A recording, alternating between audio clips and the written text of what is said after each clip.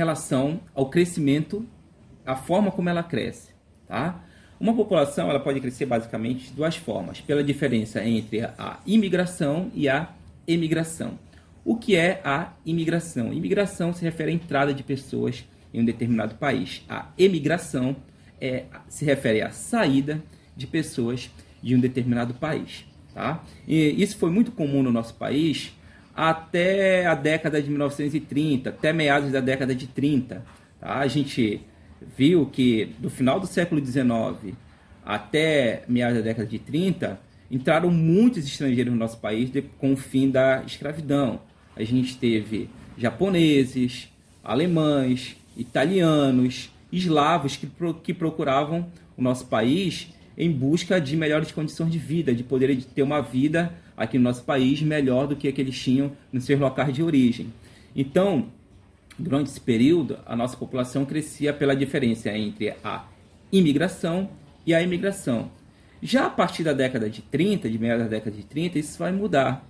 A população brasileira vai passar a crescer de forma natural. É o chamado crescimento vegetativo. A diferença entre a taxa de natalidade e a taxa de fecundidade. O que é a taxa de natalidade? Se refere ao número de nascimentos a cada grupo de 1000. E a taxa de mortalidade se refere ao número de óbitos a cada grupo de 1000. Então, a partir da década de 30, de meados dessa década, a gente vai ter um crescimento natural do nosso país.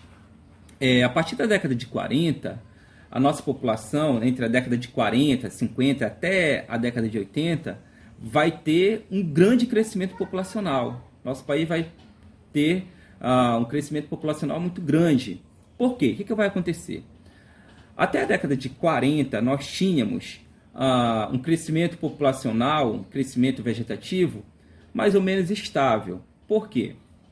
Porque o número de nascimentos era elevado, mas também o número de óbitos era elevado. Então, o que vai fazer com que, a partir da década de 40, a nossa população passe a aumentar no ritmo maior? Que a gente vai ter a redução do número de óbitos, a redução da taxa de mortalidade no nosso país. Então, a gente vai ter a redução da mortalidade, mas a taxa de natalidade vai continuar elevada.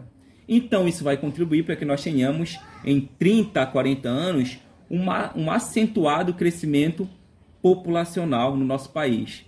O que vai contribuir para que essa taxa de mortalidade ela venha a reduzir no nosso país? Vários fatores vão contribuir, como a melhoria nas condições de vida relacionado ao avanço da medicina, campanhas de vacinação, novos medicamentos como antibióticos, melhoria no que diz respeito à alimentação, então saneamento básico. Então tudo isso vai contribuir para que para que a taxa de mortalidade venha a diminuir no nosso país.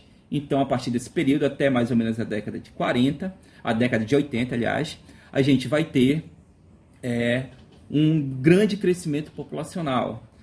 O que se falava anteriormente como explosão demográfica. Hoje não é muito mais usado, mas a ideia tem a ver com o grande crescimento populacional em que o nosso país vai ter durante esse período, aí mais ou menos entre 30 e 40 anos, década de 40, 50 até aproximadamente a década de 1980, ok?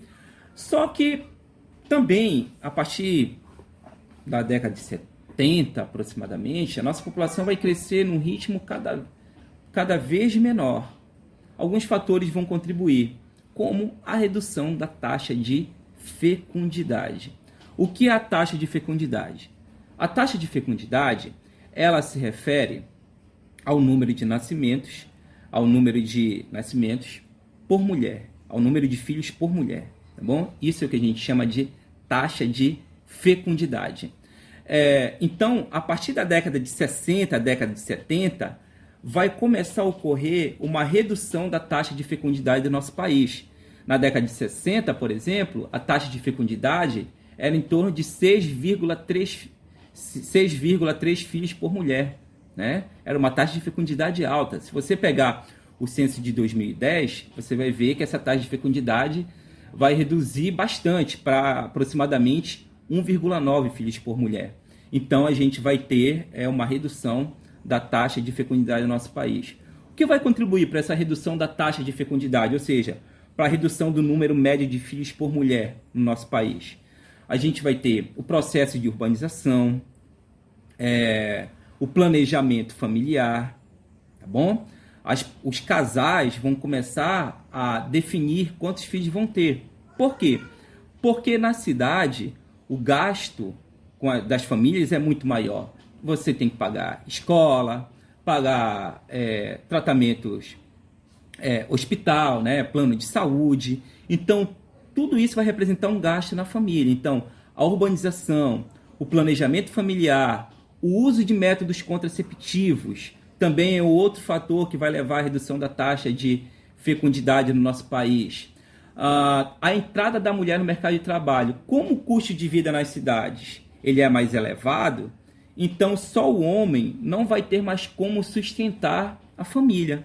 Então, como ele não vai ter só ele como sustentar a família, então a gente vai ter a necessidade da mulher também entrar no mercado de trabalho para complementar a renda da família. Então, o maior grau de instrução também das pessoas, né? A dedicação para qualificação profissional, enfim, tudo isso vai contribuir para a redução da taxa de fecundidade do nosso país. Então, a partir da década de 60, 70, a gente vai ter uma redução da taxa de fecundidade. Atualmente, a gente tem uma taxa de crescimento vegetativo de aproximadamente 1,4%, 1,3%. É uma taxa de crescimento vegetativo considerada baixa. Uma outra característica da nossa população tem a ver com o fato do nosso país estar passando por uma transição, por uma mudança no seu perfil populacional, com o aumento do número de idosos no nosso país. A melhor qualidade de vida da nossa população, ela contribui para que a gente tenha o aumento do número de idosos no nosso país, né? Então, a gente tem no nosso país, atualmente, o aumento do número de idosos na nossa população. A melhor qualidade de vida, o acesso a medicamentos, a salário, enfim, vários fatores contribuem para que a gente tenha o aumento do número de idosos, do perfil de idosos, do número de idosos no nosso país, tá bom? Então, é uma característica da nossa população, ou seja, a nossa população está se tornando cada vez mais uma população que tem idosos. E para a gente terminar, quero conversar com vocês sobre a pirâmide etária. A pirâmide etária é um gráfico que analisa a população por idade e também por sexo, homem e mulher. Tá? Então, isso a gente chama de pirâmide, é um gráfico que nós chamamos de pirâmide etária, e através dele nós podemos observar as questões socioeconômicas, né? O nível de desenvolvimento socioeconômico do nosso país, as condições socioeconômicas do nosso país.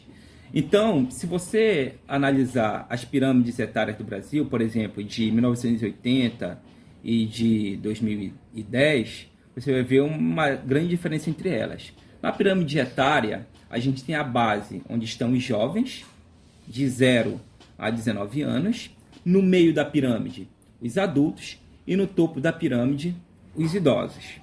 Tá? Então, essa é a distribuição da população numa pirâmide etária. O que a gente percebe? Na década de 80, a base da nossa pirâmide era uma base larga. Isso indica uma alta taxa de natalidade e também um grande número de jovens na nossa população.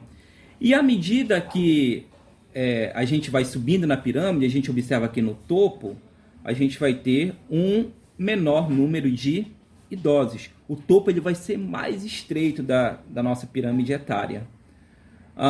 Se você analisar a pirâmide etária do Brasil atual, você vai ver uma mudança no perfil da pirâmide. Você vai ver que a base ela estreitou, ou seja, o número de jovens diminuiu Isso tem a ver com a redução da taxa de fecundidade e da taxa de natalidade. Então, a base mais estreita. E o topo ele está mais largo. O que quer dizer isso, o topo mais largo? Quer dizer que a expectativa de vida no nosso país, ela aumentou. Ou seja, as pessoas estão vivendo mais. Esse topo mais largo, então, vai indicar um maior número de idosos na nossa população. E se a tendência continuar, é que daqui a 30 anos aproximadamente, o número de idosos na nossa população seja mais significativo ainda.